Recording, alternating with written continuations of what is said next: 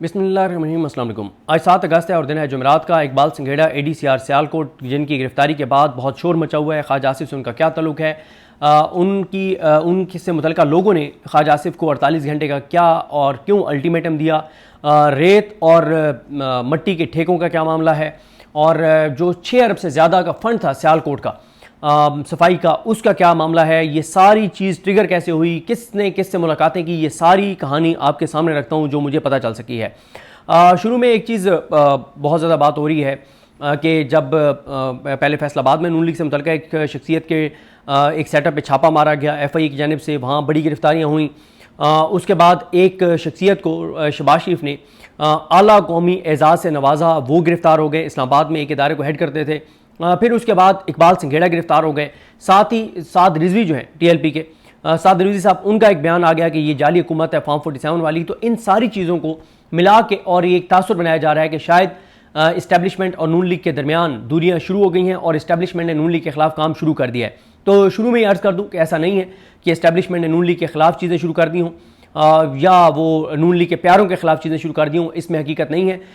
इकबाल संघेड़ा वाला जो मामला है, ये आप सुनेंगे तो आपको पता चलेगा कि ये मामला और माजरा क्या है।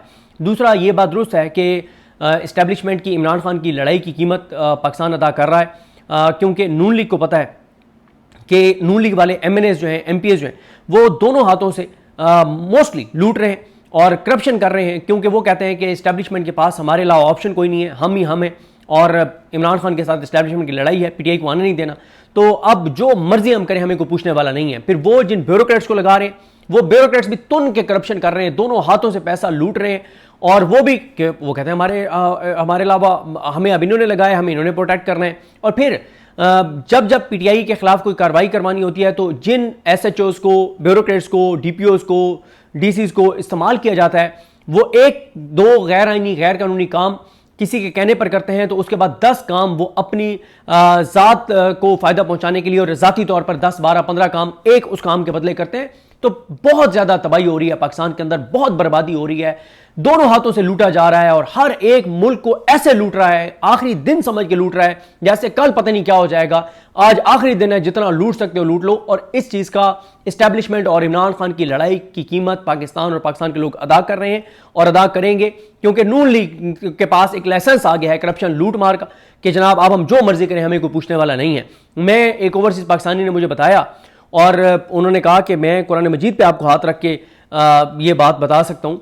उन्होंने मुझे कॉल पे बताया कि हम बैठे हुए थे और एक ओहदे पे शख्सियत है, यानी जिनको इस्तेमाल किया गया इमरान खान के ख़िलाफ़, तो उनकी कहते हैं कि मुझे वहाँ बैठे हुए बंदों में से एक बंदे को कॉल आई और उसने बताया कि उसने कहा कि यार काम पकड़ के लाओ, काम पकड़ के लाओ, पैसे दो और काम करवाओ। कहते हैं कि उसने अंधी मचाई हुई है, क्योंकि उसको इमरान खान के खिलाफ इस्तेमाल किया गया और उसने अंधी मचाई हुई है। इसी तरह से एक जज के हवाले से बताया गया कि वो जज भी इमरान खान के खिलाफ फैसला दिया, उसके बाद उसने अंधी मचाई हुई है।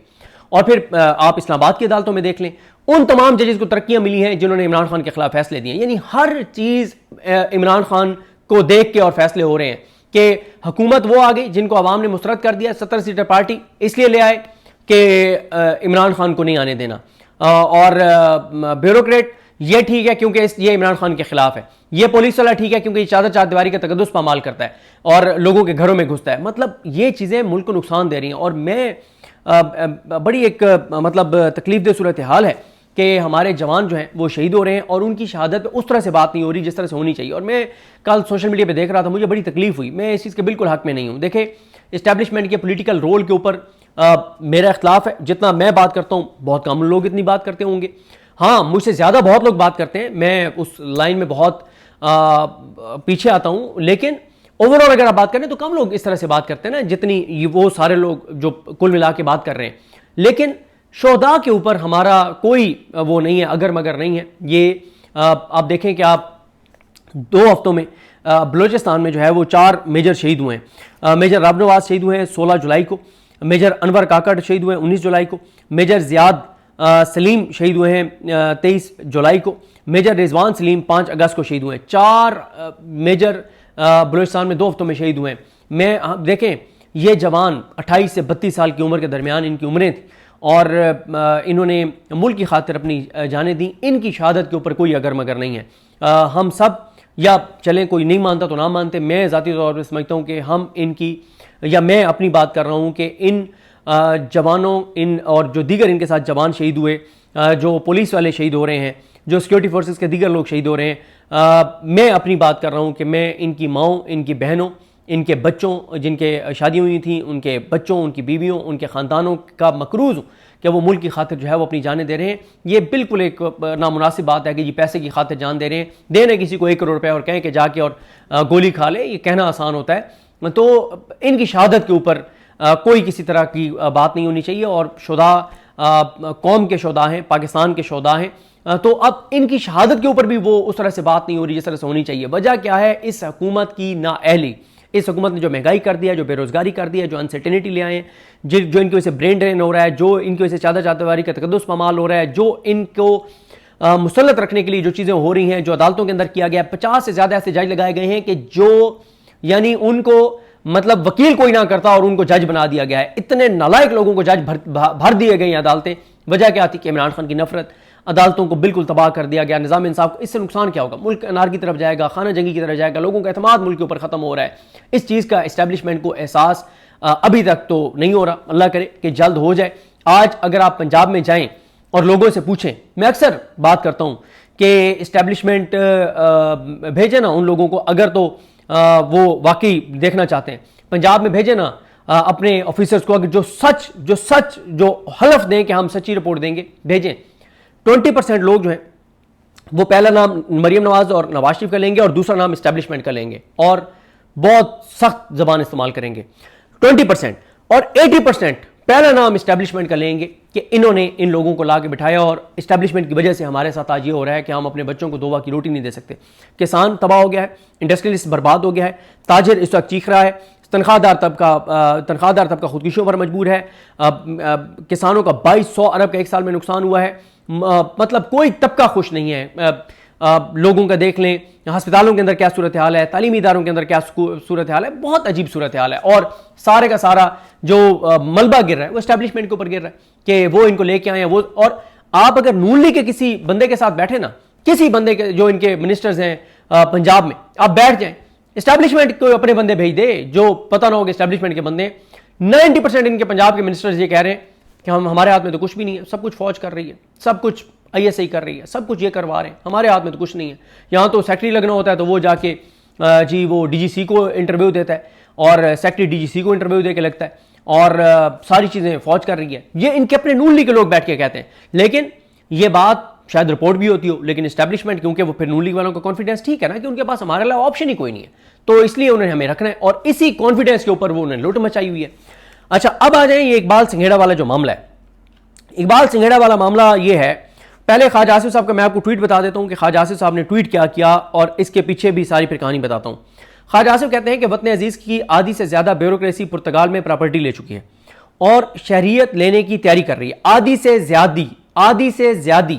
इसका मतलब यह भी है कि ब्यूरोक्रेट्स को पता है कि चीजें किसी वक्त भी बदल सकती हैं, मुल्क नहीं चल रहा, जितना लूट सकते हो बाहर भेजो ताकि जब हालात यहां पे खराब हो तो पाकिस्तान से बाहर चले जाओ। और यह मॉडल उन्होंने शरीफ खानदान से सीखा है कि अपने बच्चे, असासे, जदादें, औलादें, कारोबार, मफाद, इलाज, सब कुछ बाहर रखो। जब अल्लाह ना करे यहां पे चीजें ऐसी हों, टिकट कटाओ, बाहर जाओ, आपने एक जोड़ा भी साथ नहीं उठाना, आपने यहां से जाने उतरने, वहां आपकी हर चीज मौजूद है, आपके बच्चे वहां हैं, सारा कुछ आपके। ये 3 साल से 40 माह हो गए इमरान खान को निकाले हुए।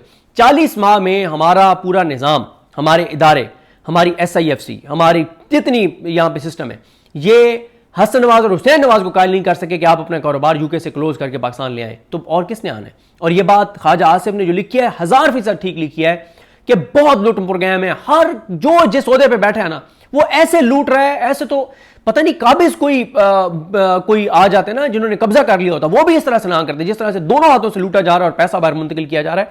और जिनके पास बैठे वो कहते हैं बस पता नहीं पाकिस्तान कितने दिन है, बाहर चीजें शिफ्ट करें। और ये इस तरह की तो हालात और सूरत हाल है जो उहदों पर बैठे हुए हैं।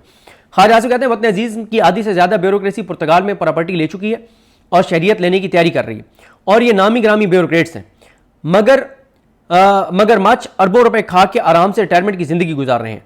बुजदार का एक करीब तरीन ब्यूरोक्रेट 4 अरब बेटियों की शादी पर सिर्फ सलामी वसूल कर चुका है और आराम से रिटायरमेंट की जिंदगी गुजार रहा है। तो पकड़े ना उसको, पकड़े। और ये जो 50% से ज्यादा जिन्होंने बाहर पैसे शिफ्ट किए हैं, जो पुर्तगाल में शरीयत ले रहे हैं, इनको पकड़े ना। देखें कौन कौन पुर्तगाल गया है, लिस्ट 1 मिनट में निकल आएगी। आपको पता है तो आप पकड़े ना। एक ब्यूरोक्रेट भी अपनी, और अहम पोजीशंस पे आप कह रहे हैं, अहम पोजीशंस पर इनका इशारा किस तरफ है वो मैं आपको बताता हूं आगे। फिर वो कहते हैं कि सियासतदान तो इनका बच्चा खुचा खाते और चवले मारते, ना प्लाट ना गैर मुल्की शहरियत, क्योंकि इलेक्शन लड़ना होता है। ये मान रहे हैं कि ब्यूरोक्रेट करप्शन कर रहे हैं, इस वक्त कर रहे हैं, और करप्शन करने वाले अहम पोजीशंस पर हैं और पाकिस्तान से बाहर पैसा भेज रहे हैं, बाहर की शहरियत ले रहे हैं, और उनका बच्चा खुचा सियासतदान खाते हैं, सियासतदान भी खाते हैं। अच्छा, फिर वो कहते हैं कि पाक सरजमीन को यह ब्यूरोक्रेसी पलीत कर रही है। बहुत बहुत बड़ा खौफनाक जुमला है कि पाक सरजमीन को यह ब्यूरोक्रेसी पलीत कर रही है। तो पाक सरजमीन को, हाँ, तो आप वजीर हैं फॉर्म 47 के, आप वजीर दिफा हैं, आपके अगर आप समझें तो आपके अंडर आते हैं एक तरह से ये जो फौज की इंटेलिजेंस एजेंसीज हैं। तो आप कहें ना उनको कि उनके ऊपर कोई कमीशन बना दें। आप खुद वजीर हैं, आप बनवा देना कोई कमीशन, आप करें ना कुछ चीज। मतलब एक 50% से ज्यादा ब्यूरोक्रेसी ख्वाजा आसिफ के मुताबिक मुल्क को पलीत कर रही है, पाक सरजमीन को पलीत कर रही है, एक पाक जगह को पलीत कर रही है, ठीक है, वहां पे गंद कर रही है एक पाक जगह के ऊपर, और आप कुछ भी नहीं कर रहे। इसलिए आप नहीं कर रहे कि मैं आगे बताता हूं कि आप क्यों कुछ नहीं कर रहे, कि आपकी कांपें क्यों टांग रही हैं और क्यों आप इनको धमकियां लगा रहे हैं ब्यूरोक्रेसी को। मैं बताता हूं ना, इस वक्त जो जिस ओहदे पे बैठा है ना, 90% वो इस वजह से बैठा है कि वो इमरान खान के खिलाफ इस्तेमाल हो रहा है या होने को तैयार है, कि एक SHO से लेकर टॉप पोजीशन तक ये इस वक्त क्राइटेरिया मुल्क के अंदर किसी को भी किसी पोजीशन पे लगाने का, और इसके अलावा नहीं है। शायद कोई इक्का दुक्का कोई ईमानदार बंदा बैठा हो, वरना 90% क्राइटेरिया एक है। इस्तेमाल होना चाहते हो इमरान खान के खिलाफ? जी सर होना चाहते हो। कहेंगे चादर चारदीवारी का तकद्दुस पामाल करो, करेंगे। औरतों के गिरबान में हाथ डालेंगे। क्या किया पंजाब में पुलिस ने? 9 मई की 8 में क्या नहीं किया पंजाब पुलिस ने? पंजाब पुलिस की अक्सरियत की बात नहीं कर रहा, काली भेड़ों की बात कर रहा हूं। अक्सरियत आज भी पुलिस में अच्छे हैं। बहुत लोग नीचे कमेंट्स करते हैं कि आप गलत कह रहे हैं, मैं अपनी बात पे कायम हूं। मैं जानता हूं ऐसे पुलिस वालों की अक्सरियत को जिनके पास आज भी बाइक नहीं है, जिनके पास सिर्फ बाइक है, गाड़ी नहीं है, जो आज भी बच्चों को सरकारी स्कूल में पढ़ा रहे हैं, जो आज भी बड़ी मुश्किल से हलाल रोजी से 2 वक्त की रोटी बच्चों की पूरी कर रहे हैं। ऐसे मैं पुलिस वालों की अक्सरियत को जानता हूं। अच्छा, फिर ख्वाजा आसिफ को ट्वीट करके कहते हैं, ब्यूरोक्रेसी और दूसरी अशराफी की पुर्तगाल में पनाहगाहें मुहैया करने में सबसे बड़ा किरदार एक विर्क साहब अदा कर रहे हैं। इसमें जो ख्वाजा आसिफ के मुतल्लिका लोग हैं वो 2 नाम बता रहे हैं, कह रहे हैं कोई एक पता नहीं विर्क साहब का नाम आजकल वो व्हाट्सएप ग्रुपों में डाल रहे हैं कि ये ख्वाजा आसिफ के लोग ये बता रहे हैं कि वो फौज में शायद रहे हैं, कैप्टन रहे हैं या पता नहीं क्या रहे हैं, और ख्वाजा आसिफ के लोग ही व्हाट्सएप ग्रुपों में बता रहे हैं कि उनका कोर्ट मार्शल किया गया, उनसे रैंक वापस ले लिया गया है, और साथ एक शाह साहब हैं उनका भी नाम ये नून लीग वाले लिख रहे हैं, और क्या बता रहे हैं कि वो दोनों पुर्तगाल में यहाँ से ब्यूरोक्रेसी को रब्ता करते हैं कि आप इतनी इन्वेस्टमेंट करें यहाँ पे और आपको हम शहरियत लेके जाते हैं, आप बच्चों को शिफ्ट करें, आपका सारा कारोबार सेट करेंगे, और उसमें से ये अपना कमीशन लेते हैं 2 लोगों को। एक कोई फ़ौज के रिटायर्ड है लेकिन उनका कोर्ट मार्शल हो चुका है, और दूसरे कोई शाह साहब हैं, उनका नाम भी चल रहा है। तो क्योंकि मैंने उनसे मौक़िफ़ नहीं लिया, मैं उनका जो व्हाट्सएप ग्रुप में नाम आ भी रहे मुकम्मल नहीं ले रहा, लेकिन ये क्योंकि ख्वाजा आसिफ ने लिखा है, एक विर्क साहब हैं और जो फ़ौज से रिटायर्ड है, और लेकिन अब उनका रैंक वापस ले लिया गया, और एक कोई शाह साहब है। तो ये दोनों, और इनकी कोई व्हाट्सएप ग्रुपों में तस्वीरें भी शेयर की जा रही हैं। अब आ जाएं कि इकबाल सिंघेड़ा जो है, इनका मामला क्या है और ये सारा ट्रिगर कैसे हुआ।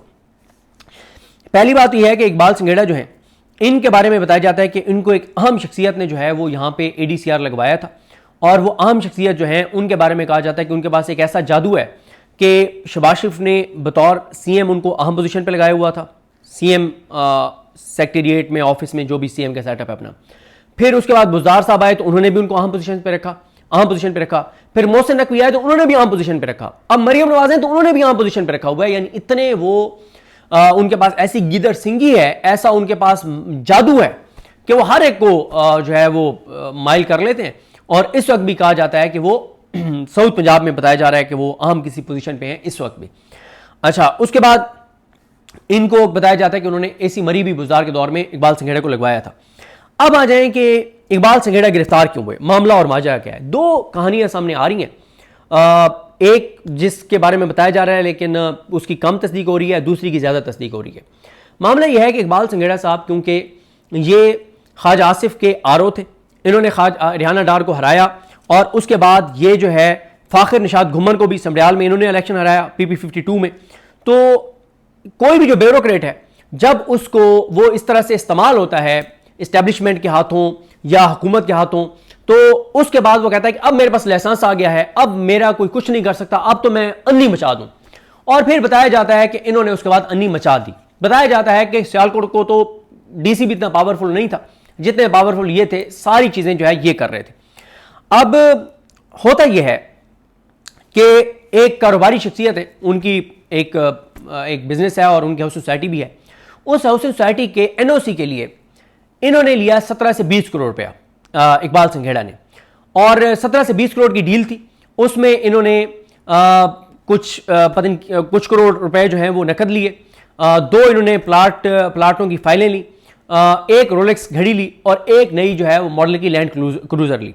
ये चीजें इन्होंने ली उस हाउस सोसाइटी को NOC देने की मद में।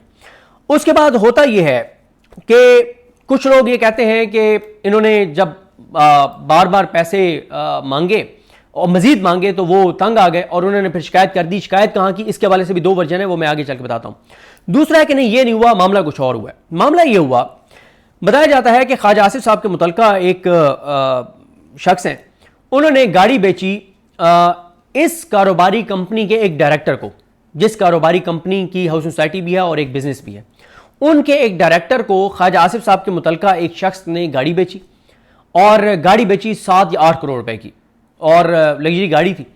और उसने जो इस बिजनेस कंपनी के अंदर डायरेक्टर था, जिसने ख्वाजा आसिफ के बंदे से गाड़ी ली थी, उसने चेक जो दिया 7-8 करोड़ रुपए का, वो कंपनी का दे दिया, उस बिजनेस अकाउंट का दे दिया जहां वो डायरेक्टर थे।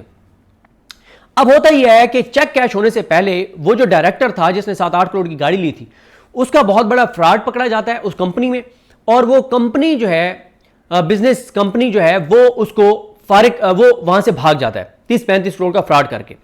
अब ख्वाजा आसिफ साहब की जो मुतल्लिका शख्सियत हैं, उन्होंने 7-8 करोड़ रुपया लेना था, चेक मिला हुआ था उनको, लेकिन चेक था उस कंपनी का। जब उन्होंने उस कंपनी से रब्ता किया, उस बिजनेस कंपनी से रब्ता किया कि आपका चेक है, तो ये जो है मुझे तो पैसे चाहिए। उन्होंने कहा कि आपने हमसे पूछ के गाड़ी दी थी। तो दूसरी बात यह है कि आप पागल हैं कि आपने गाड़ी के कागज भी दे दिए बगैर चेक कैश हुए, और दूसरी बात यह कि वो तो 30-35 करोड़ रुपया हमारा खा के भाग गया है, हम क्यों उसके मजीद पैसे दें आपको। तो बताया यह जाता है, यह भी इल्जाम लगता है कि ख्वाजा आसिफ साहब जो है वो कोई सियालकोट में कायद आज़म रोड है, वहां पे जब सियालकोट में होते हैं तो वॉक करते हैं, वहां पे 2 दिन तक बताया जाता है कि यही जो ख्वाजा आसिफ साहब के मुतल्लिका शख्स था जिसने गाड़ी बेची थी, वो 2 बार ख्वाजा आसिफ साहब के पास जाता है। इल्जाम यह है कि ख्वाजा आसिफ साहब ने इकबाल संघेड़ा को कहा, और इकबाल संघेड़ा ने आगे फिर पुलिस को कहा, और हुआ यह कि वो जो कारोबारी कंपनी है, उसके जो मालिक हैं, वो घर की तरफ जा रहे होते हैं, तो उनको एक जगह के ऊपर पुलिस और कुछ सिविलियन ड्रेस में लोग जो है उनकी गाड़ी को घेर लेते हैं और उनको उठा के ले जाते हैं। 6 घंटे तक उनको डिटेन किया जाता है, उनको जबरी तौर पर गुमशुदा रखा जाता है, उनको अगवा रखा जाता है, और उनको कहा जाता है कि आपने वो जो 7-8 करोड़ रुपया है गाड़ी का, वो आप दें। वो 2.5 करोड़ रुपया नकद देते हैं और बाकी वो चेक दे देते हैं, और वो 5-6 घंटे बाद वो कारोबारी शख्सियत जो है वो वापस आ जाती है। जब वो कारोबारी शख्सियत वापस आती है तो जाहिर है उनके लिए बड़ा एम्बैरेसिंग होता है कि यार, मतलब हमारा कोई इसमें एक डायरेक्टर था, उसने हमारी कंपनी का चेक दे दिया, वो फ्रॉड कर गया, और हमने इनको कहा और इन्होंने ये किया हमारे साथ। और फिर इकबाल संघेड़े ने भी मतलब इसमें अपना किरदार अदा किया। यहां पे अब 2 वर्जन है। एक वर्जन यह है कि वो कारोबारी शख्सियत जो है वो चैम्बर के लोगों को लेती है और गुजरांवाला की जो एक आला अस्करी शख्सियत वहां की है पूरे उस एरिया की, उनके पास जाते हैं और उनको कहते हैं कि जी ये मेरे साथ हुआ है और ये किया गया है। और वो गुजरांवाला की जो आला अस्करी शख्सियत हैं वो एक और आला अस्करी शख्सियत से रब्ता करती हैं, और वहां से आला अस्करी शख्सियत जो है वो पिंडी से कहती हैं, ऑर्डर देती हैं सुहेल जफर चट्टा को कि इसको उठा लें और इसका जरा इंतजाम करें इकबाल संघेड़ा का। एक है कि नहीं ये नहीं हुआ। दूसरा जो है उसकी बहरहाल बहुत तस्दीक मिलती है। जो दूसरी मैं बात अब आपको बता रहा हूं वो ये बताया जाता है कि एक मौलवी अब्दुल शकूर साहब हैं जिनका मियां नवाज शरीफ साहब के साथ बहुत एहतराम का तल्लुक है। तो ये कारोबारी शख्सियत मौलवी अब्दुल शकूर साहब से बात करती हैं। मौलवी अब्दुल शकूर साहब उनको ले जाते हैं नवाज शरीफ साहब के पास और मरीम नवाज साहबा भी वहां मौजूद होती हैं। वो सबूत रखते हैं मियां नवाज शरीफ और मरीम नवाज शरीफ साहबा के सामने और बताते हैं कि इकबाल संघेड़ा ने ये सारा कुछ किया है। और जब वो सबूत सारे रखते हैं तो मरीम नवाज साहबा उसी वक्त सुहेल जफर चट्टा साहब को कॉल करती हैं और कहती हैं कि जी इकबाल संघेड़ा को उठा लें। अब होता यह है कि इकबाल संघेड़ा जो है वो रात तक सियालकोट होते हैं, फिर वो लाहौर चले जाते हैं। लाहौर बताया जाता है कि बैरियर टाउन के गेस्ट हाउस में वो गम गलत कर रहे थे, और वो किस हालत में थे, किसके साथ थे, ये मैं नहीं कुछ इसके ऊपर बात करूँगा जब तक कोई सरकारी या कोई अथेंटिक तफसीलात कोई इदारा जारी नहीं कर देता। लेकिन बताया जाता है कि वो उस वक्त बैरियर टाउन के एक गेस्ट हाउस में थे, और बताया यह भी जाता है कि उनको एंटी करप्शन ने तो गिरफ्तार किया, लेकिन उनकी गिरफ्तारी के लिए जो टीम साथ गई वो सीसीडी की टीम गई, और उनको वहां उस हालत में, मखसूस हालत में वहां से उनको गिरफ्तार किया गया। और गिरफ्तार करने के बाद उनको उसी तरह से बिठा दिया गया जिस तरह से जब पीटीआई छुड़वानी थी लोगों से, तो उनको उठा के जिस तरह से बिठाया गया था। और जो कुछ आपको पता है जो पहला काम किया जाता है जब भी किसी को उठाया जाता है, जो मोस्टली जो इल्ज़ाम लगता है, वही काम उनके साथ किया गया। और उनको जब उस हालत में बिठा दिया गया सामने, और वो नीचे बैठे हुए थे और बाकी शख्सियात और लोग ऊपर बैठे हुए थे, उनको नीचे बिठा दिया गया बिल्कुल उनके मतलब जिस हालत में बिठाया जाता है उन्हें बिठा दिया गया, और उनकी पहले कोई छितरौल भी की गई, ये भी बताया जाता है। और उसके बाद होता यह है कि वो जब उनके ऊपर चीज़ें उनके साथ होती हैं और उनको पता चल जाता है कि गेम तो ख़राब हो गई है और चीज़ें मेरी पकड़ी गई हैं, तो वो 82 करोड़ रुपए के एसेट्स मान जाते हैं सिर्फ सियालकोट में। और लेकिन यहां पे जो एक और बात सामने आती है वो ये आती है कि जो चीफ सेक्रेटरी पंजाब हैं वो भी इनके बहुत खिलाफ थे इकबाल संघेड़ा के, लेकिन वो ट्रांसफर नहीं कर पा रहे थे। 5-6 माह से उनको ट्रांसफर करना चाह रहे थे, वो इनको ट्रांसफर नहीं कर पा रहे थे। बताया जाता है कि इकबाल संघेड़ा के हवाले से जो आला अफसरान है पंजाब के, वो ये कहते हैं कि इसने 5 से 6 अरब रुपए की जो है वो करप्शन की है। और इकबाल संघेड़ा साहब के हवाले से जराए से जो बातें आती हैं वो ये है कि 82 करोड़ रुपए के एसेट्स उन्होंने सिर्फ सियालकोट में मान लिए हैं। लेकिन अगली बात यह है कि अच्छा, इस दौरान क्या होता है कि इकबाल संघेड़ा साहब की जो फैमिली है, वैसे इनकी अहलिया भी ब्यूरोक्रेट हैं, लेकिन उनके हवाले से बताया जाता है कि वो उनके हवाले से बहुत पॉजिटिव चीज़ें पता चली हैं कि उनके हवाले से बहरहाल कुछ लोगों से बात हुई है, वो तो बहुत ही पॉजिटिव उनके हवाले से और उनकी शख्सियत के हवाले से उन्होंने बहुत पॉजिटिव कहा कि वो बिल्कुल मुख्तलिफ नेचर की हैं। और उनकी तो मेरी 2 लोगों से बात हुई है, अब उनकी बुनियाद पर मैं कह रहा हूँ कि उन्होंने बहुत तारीफ़ की है उनकी जो अहली हैं उनकी। फिर यह बताया जाता है कि इकबाल संघेड़ा साहब के कुछ करीबी दोस्त जो हैं वो गाड़ी में 17 करोड़ रुपए रखते हैं, और रब्ता किया जाता है उस कारोबारी शख्सियत से किसी के ज़रिए कि हम आपको 17 करोड़ रुपया नकद वापस करने को तैयार हैं, और आप मेहरबानी करें और आप अपनी कंप्लेंट वापस लें और मामला सेटल करें। तो वो कहते हैं जी अब मामला हमारे हाथ से निकल गया है, और क्योंकि बताया जाता है कि मरीम नवाज़ ने उनको कहा था कि आपने अब अपने पाँव पे खड़े रहना है।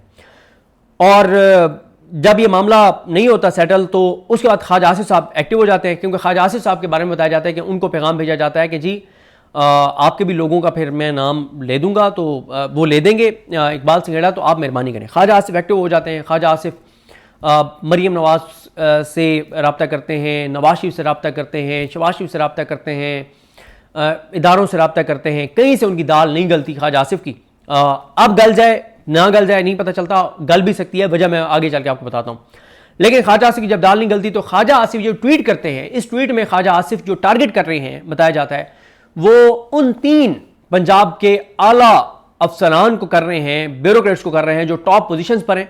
और ख्वाजा आसिफ उनको थ्रेट कर रहे हैं कि तुम्हारा मुझे पता है कि तुमने पुर्तगाल में पैसे ट्रांसफर किए हुए हैं, वहां की तुम नेशनलिटी ले रहे हो, तुमने बच्चे बाय ट्रांसफर किए हुए हैं, दमादम मस्क कलंदर, फिर मैं भी तुम्हारे नाम लूंगा, तुम्हें एक्सपोज करूंगा, तुम्हें नहीं छोड़ूंगा, ये मामला सेटल करो इकबाल संघेड़ा वाला।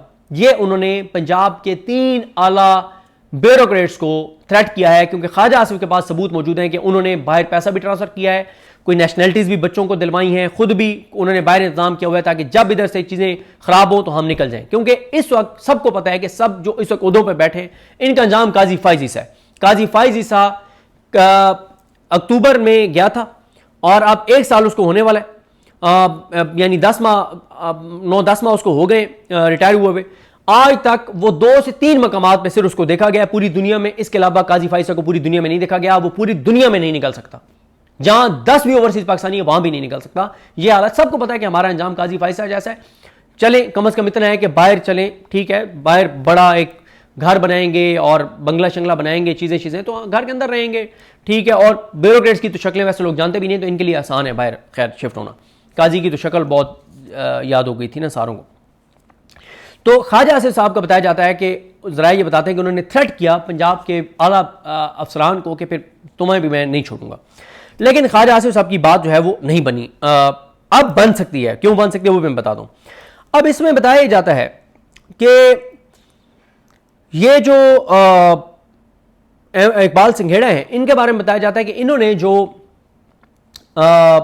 सफाई के ठेके थे, जो 6 अरब से ज़्यादा फंड था सियालकोट का, उसमें इन्होंने करप्शन किया और उसमें ख्वाजा आसिफ साहब के भी मुतल्लिका कुछ शख्सियात के नाम आ रहे हैं।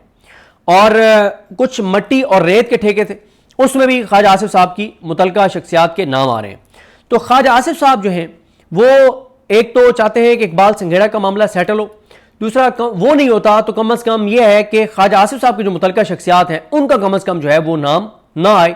और इस चीज़ में ख्वाजा आसिफ साहब जो हैं वो लगे हुए हैं और इसके लिए ख्वाजा आसिफ साहब बहुत कोशिशें कर रहे हैं और अब इसमें वो कामयाब हो भी सकते हैं। उसकी वजह यह है कि इस वक्त फैसला साज दो चीज़ें सोच रहे हैं। एक यह है कि जीरो टॉलरेंस की पॉलिसी चलाएं और बिल्कुल जो कार्रवाई बनती है इकबाल सिंघेड़ा के खिलाफ करें, इससे निशान इबरत बना दें और एक मैसेज दे दें। दूसरा है कि नहीं, इससे यह है कि ब्यूरोक्रेट्स थोड़े से रिलेक्टेंट हो जाएंगे और दूसरा यह है कि इससे फैसला साज कुछ ये समझते हैं, उनके अंदर एक सोच है कि इससे इल्ज़ाम जो है वो ज़ाहिर है इस निज़ाम पर आ रहा है कि ये जो निज़ाम इमरान खान को शिकस्त देने के लिए, तोड़ने के लिए, माइनस करने के लिए चल रहा है, इस निज़ाम में करप्शन को मतलब खुली छूट दे दी गई है और बहुत करप्शन हो रही है। और अगर एक ब्यूरोक्रेट ने 5-6 अरब की करप्शन की है, ADCR ने अगर 5-6 अरब की करप्शन की है, तो बाकियों के क्या हालात होंगे। तो इसलिए वहाँ यह है कि इस मामले को अब सेटल करें, गर्द बिठा दें, दबा दें, इसको ख़त्म करें और इसको ज़्यादा इशू ना बनाएं। क्योंकि आपने मोहम्मद मालिक साहब की भी स्टोरी देखी होगी, वो ये कहते हैं कि 2 लिस्टें बनी हैं जिसमें और क्योंकि मालिक साहब कह रहे हैं कि पिछले 2 साल में 2 से 3 हज़ार अरब की जो है वो करप्शन हुई है। अब 2 से 3 हज़ार अरब कितने बनते हैं आप इमेजिन करें। 1 अरब में 100 करोड़ होते हैं और 1 करोड़ में कितने लाख होते हैं और 1 करोड़ में गरीबों को क्या सहूलियात दी जा सकती हैं। 1 अरब में कितने लोगों को रोजगार शुरू करके दिया जा सकता है, कितने लोगों को बिलासूद कर्जे दिए जा सकते हैं। तो ये आप खुद अंदाजे लगा लें, 2000 अरब 3000 अरब कितना होता है, ये आप अंदाजा लगा लें और इमेजिन करें कि मोहम्मद मालिक साहब ये बता रहे हैं कि पिछले 2 साल में 2 से 3 हज़ार अरब की करप्शन हुई है। 500 लोगों की लिस्ट बनाई गई है जिनसे 500 अरब रिकवर किया जाएगा, लेकिन ये 500 अरब कहां जाएगा, अवाम पे तो नहीं लगेगा क्योंकि कोई लीगल फ्रेम वर्क में तो ये हो नहीं रहा, अदालती तरीके से, कानूनी तरीके से तो हो नहीं रहा। इनसे जो पैसे लिए जा रहे हैं 500 अरब 500 शख्सियात से, तो वो कहाँ जाएंगे, ये भी एक सवाल है।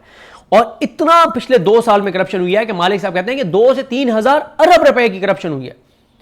एक ADCR से 5-6 अरब रुपए की करप्शन को उसके ऊपर इल्जाम है। तो ये है जनाब सारा मामला। ख्वाजा आसिफ साहब बहुत एक्टिव हैं और कुछ लोग ये भी बताते हैं कि वो लाहौर में बैठे हुए हैं, कुछ अहम शख्सियात से वो वहाँ भी मिलना चाह रहे हैं और अब उनकी मुलाकात होती है नहीं होती। लेकिन ख्वाजा आसिफ साहब जो है उनके बारे में बताया जा रहा है कि वो हॉट वाटर्स में, और उनका अगर नाम ले देते हैं इकबाल सिंघेड़ा ख्वाजा आसिफ की मुतल्लिका शख्सियात का, तो ख्वाजा आसिफ का काम ख़राब हो जाएगा। लेकिन इतना काम ख़राब नहीं होगा क्योंकि ख्वाजा आसिफ जो है वो अकेले नहीं है। इस सिस्टम में सारे ख्वाजा आसिफ हैं इस वक्त, जिनके फ्रंटमैन, जिनके मुतल्लिका लोग, उनको इस वक्त लाइसेंस मिला हुआ है कि जो वो मर्जी करें, कोई उनको पूछने वाला नहीं है। क्योंकि अब रिहाना डार को तो जितवाने से रहे, आगे भी रिहाना डार को तो इलेक्शन जितवाने से रहे। अगर इनको ख्वाजा आसिफ को गिरफ्तार करते हैं या करप्शन में सजा देते हैं तो वहाँ पर रिहाना डार को थोड़ी आप MNA बनने देंगे। तो जो आएगा वो शायद ख्वाजा आसिफ से भी 2 हाथ आगे। तो जब तक ये सिस्टम चलेगा इमरान खान की नफरत में, उसको तोड़ने के लिए और मजबूरन इनको रखने के लिए, तो तब तक ये चीज़ें नॉर्मल सी बात है। 2-3 हज़ार अरब की 2 साल में करप्शन हो, एक ADCR की 5-6 अरब की करप्शन हो, या ब्यूरोक्रेट्स के पुर्तगाल पैसे मुंतकिल करना हो पूरी दुनिया में। यहाँ के जो इस वक्त हुकूमत में बैठे हुए वुज़रा जो है वो पैसा बाहर शिफ्ट कर रहे हैं, अपने बच्चों को बाहर शिफ्ट कर रहे हैं। और एक हुकूमती शख्सियत है जो इस वक्त हुकूमती अहम शख्सियात में से एक है, वो कहती है, वो शख्सियत कहती है कि मेरी फैमिली का कोई इस वक्त नौजवान पाकिस्तान में नहीं है, सबको बाहर शिफ्ट कर दिया। तो ये सारे यही कर रहे हैं। इनको पता है कि पाकिस्तान, इनको खुद पाकिस्तान पे एतमाद नहीं है, तो बाकी कौन इन्वेस्ट करेगा पाकिस्तान में आके। ये तफसीलात, वीडियो लंबी होगी लेकिन तफसीलात काफ़ी थी। मुझे अपनी दुआ में याद रखें। लेकिन हम सब का हामी नासर। अल्लाह हाफ़िज़।